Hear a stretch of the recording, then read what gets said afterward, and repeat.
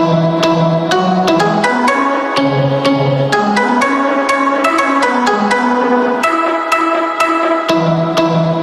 Guys, welcome to my channel winning as.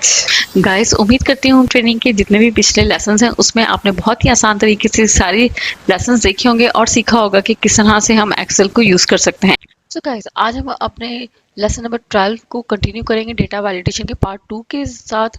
और इसमें हमारे पास आज कुछ टॉपिक्स हैं जो मैं आपको बताती हूँ। नंबर 1 टॉपिक है हमारे पास how to create static drop down list, then how to create dependent drop down list, then how to create dynamic drop down list, and then how to circle the invalid data। तो आज हम आपको ये 4 topic सिखाने वाले हैं। तो चलते हैं हम अपने सबसे पहले टॉपिक की तरफ, how to create static drop down list. यहाँ पर मैंने पहले से ही अपना शीट पर एक फॉर्मेट तैयार करके रखा था टाइम सेविंग के लिए कि आपको बता सकूँ। मैं यहाँ से इसको कॉपी करूँगी, कॉपी करके न्यू शीट पर हम इसको पेस्ट कर लेते हैं। और यहाँ पर मैं आपको समझाऊंगी कि हमें ये किस तरह से बनाना है। तो ड्रॉप डाउन लिस्ट बनाने के लिए मैं यहाँ पर 2 कॉलम्स बना लेती हूँ। एक को हम नाम दे देते हैं आइटम्स एंड दूसरे कॉलम को हम नाम दे देते हैं मेन्यू। अब ये इन कॉलम्स को हम थोड़ा सा कस्टमाइज कर लेते हैं।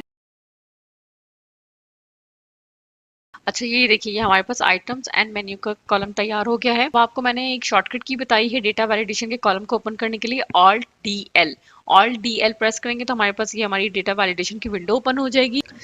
यहाँ हम सेटिंग्स में जाके अलाउ पर जाएंगे, अलाउ से हम यहाँ लिस्ट पर सेलेक्ट करेंगे और फिर हम सोर्स पर क्लिक करेंगे।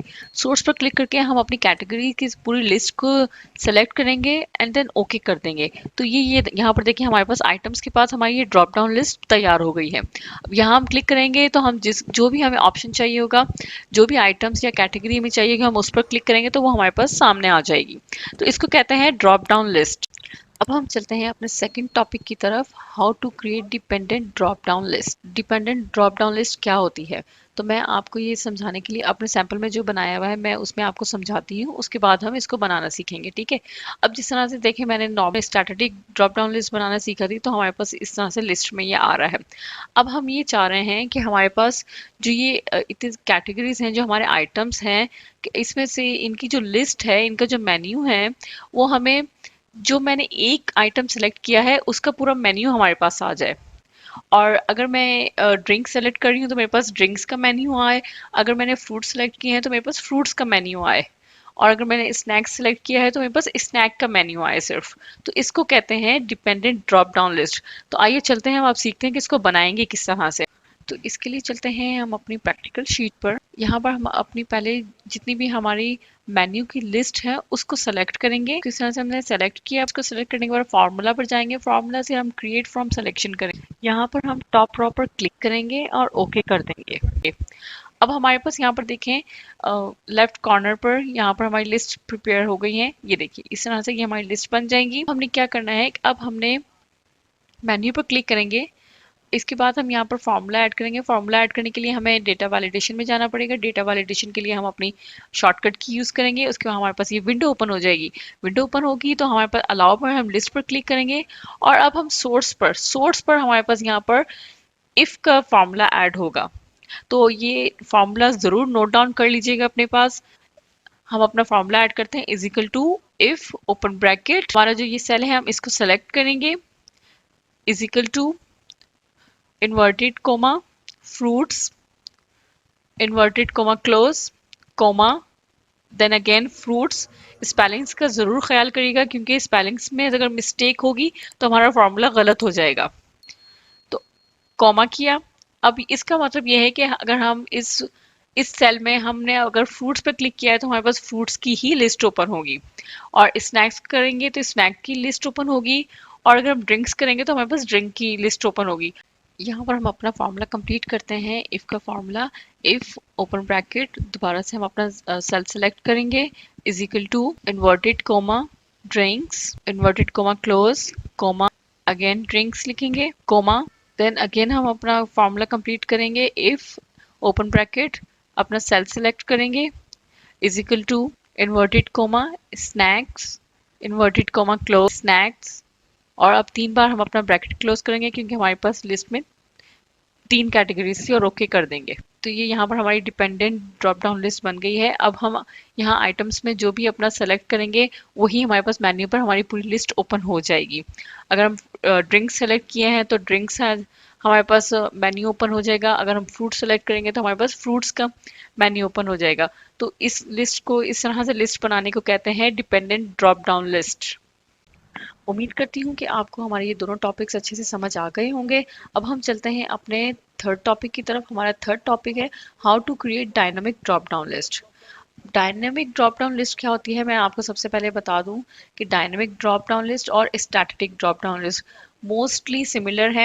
सिर्फ इसमें डिफरेंस क्या है कि हमारी जो स्टैटिक ड्रॉप डाउन लिस्ट होगी उसमें हम जो कैटेगरी में कोई भी न्यू चीज़ ऐड नहीं कर सकते लिस्ट में, या कैटेगरी में कोई भी न्यू चीज़ ऐड करेंगे तो हमारे पास ड्रॉप डाउन लिस्ट में शो नहीं होगा। और डायनामिक ड्रॉप डाउन लिस्ट में हमारे पास ये एडवांटेज होगा कि हम अपनी लिस्ट में कुछ भी न्यू ऐड करते हैं कैटेगरी में या आइटम्स में तो वो हमारे पास हमारी ड्रॉप डाउन लिस्ट में ऑटोमेटिकली शो होगा। फॉर एग्जाम्पल यहाँ पर कैटेगरी में फर्नीचर ऐड किया है, पर ये देखिए हमारे पास स्टैटिक ड्रॉप डाउन लिस्ट में शो नहीं हो रहा है। तो ये हमारी normal static drop down list है, इसमें नहीं शो होगा। तो अब हमने क्या करना है, अब हमने डायनामिक ड्रॉप डाउन लिस्ट बनानी है। तो उसके लिए हम क्या करेंगे, मैंने यहाँ पर फॉर्मेट अपना बना के रखा हुआ है, इसको कॉपी कर लेते हैं और अपने प्रैक्टिकल शीट पर इसको पेस्ट करते हैं। अब हम यहाँ पर अपना डायनामिक ड्रॉप डाउन लिस्ट के लिए कॉलम प्रिपेयर कर लेते हैं। यहाँ हमने अपने कॉलम को थोड़ा सा कस्टमाइज कर लिया है। अब हम क्या करेंगे, अब हम इस तरह से हमने स्टैटिक ड्रॉप डाउन लिस्ट बनाई थी उसी तरह से हम इसको भी बनाएंगे। इसको हम पहले इस तरह से सेलेक्ट कर लेंगे लिस्ट को। इसको सेलेक्ट करके अब हम यहाँ पर क्या करेंगे, कंट्रोल टी करके ओके कर देंगे। तो ये देखिए हमारे पास टेबल बन गया है। अब हम क्या करेंगे, अब हम इसको दोबारा से डेटा वैलिडेशन के कॉलम पर जाएंगे, यहाँ पर लिस्ट को सेलेक्ट करेंगे और सोर्स पर जाएंगे। सोर्स पर जाकर यहाँ पर हम अपने एरिया को सेलेक्ट करेंगे और ओके कर देंगे। तो ये हमारी ड्रॉप डाउन लिस्ट तैयार हो गई है। ठीक है, अब इसमें हम क्या करेंगे, अब हम इस लिस्ट में अगर कुछ और मज़ीद चीज़ें भी इसमें ऐड करना चाहें, अपनी लिस्ट को मज़ीद बढ़ाना चाहें, तो इसमें हम कुछ भी जो लिखेंगे, जैसे कि हम यहाँ पर ऐड करते हैं बेड सेट है, अलमारी लिख देते हैं, और फॉर एग्जांपल हमने यहाँ पर कंप्यूटर ट्रॉली भी ऐड कर दिया। तो ये हमने अपनी लिस्ट को मज़ीद बड़ा कर लिया है, मज़ीद इसमें चीज़ें ऐड की हैं और ये सारे आइटम्स अब हमारे यहाँ ड्रॉप डाउन लिस्ट में भी शो होंगे। ये देखिए यहाँ पर भी हमारे सारे आइटम्स हमारे पास शो हो रहे हैं। इसको कहते हैं डायनामिक ड्रॉप डाउन लिस्ट। अब हम चलते हैं अपने फोर्थ टॉपिक की तरफ, how to circle the invalid data. Invalid data होता क्या है, तो ये देखिए मैंने अपने फॉर्मेट एक प्रिपेयर करके रखा हुआ था, इसको यहाँ से मैं कॉपी करती हूँ और अपनी प्रैक्टिकल शीट पर इसको पेस्ट कर लेंगे। ठीक है, आपको समझाने के लिए मैं यहाँ पर कुछ नंबर्स और ऐड करती हूँ इसमें, इसको दोबारा से थोड़ा कस्टमाइज कर लेती हूँ। यहाँ पर इनवैलिड डेटा निकालने के लिए हम क्या करेंगे, हमें कुछ minimum and maximum numbers add करने होंगे और उसके अलावा जो हमारे पास होगा वो हमारा इनवैलिड डेटा ऑटोमेटिकली सर्कल हो जाएगा। उसके लिए हम क्या करेंगे, हम अपनी शॉर्टकट की प्रेस करेंगे Alt+D+L। आप ये सब चीज़ें नोट डाउन ज़रूर कर लीजिएगा अपने पास। तो उसके बाद हमारे पास ये लिस्ट ओपन होगी, हम यहाँ पर होल नंबर्स पर क्लिक करेंगे, मिनिमम 0 एंड मैक्सिमम हम यहाँ पर 35 कर देते हैं। तो 0 to 35 के दरमियान हमारे पास जो भी हमारा डेटा होगा वो हमारे पास आएगा। फिर इसको यहाँ से ओके कर देते हैं। ठीक है, अब उसके बाद हम क्या करते हैं, इसको हम पहले यहाँ से सेलेक्ट करते हैं और उसके बाद डेटा वैलिडेशन पर जाएंगे। डेटा वैलिडेशन पर क्लिक करके हम यहाँ पर सर्कल द इनवैलिड डेटा, तो यहाँ पर ये देखें ऑटोमेटिकली सर्कल हो जाएगा इनवैलिड डेटा हमारे पास। तो ये इस तरह से हम इनवैलिड डेटा ऑटोमेटिकली सर्कल कर सकते हैं। आई होप कि आपको मेरे ये चारों टॉपिक्स आज के समझ आ गए होंगे बहुत अच्छी तरीके से, और फिर भी अगर आपको कुछ नहीं समझ आया है या आप कुछ पूछना चाहते हैं तो आप मुझे नीचे कमेंट भी कर सकते हैं और ईमेल भी कर सकते हैं। हमारा ईमेल एड्रेस आपको नीचे डिस्क्रिप्शन बॉक्स पर मिल जाएगा। आप हमारे इस चैनल पर मजीद और क्या सीखना चाहते हैं मुझे कमेंट में ज़रूर बताइएगा। I love to hear you. I hope कि मेरी वीडियो आपको पसंद आई होगी, तो इसको लाइक कीजिए और अगर आप चाहते हैं ये इन्फॉर्मेशन आपके फ्रेंड्स एंड कोलीग्स को भी मिलनी चाहिए, इस वीडियो को शेयर कीजिए। Don't forget to subscribe my channel and press that notification bell so you never miss out on our future videos. मिलते हैं अपने नेक्स्ट लेसन में। Till then bye.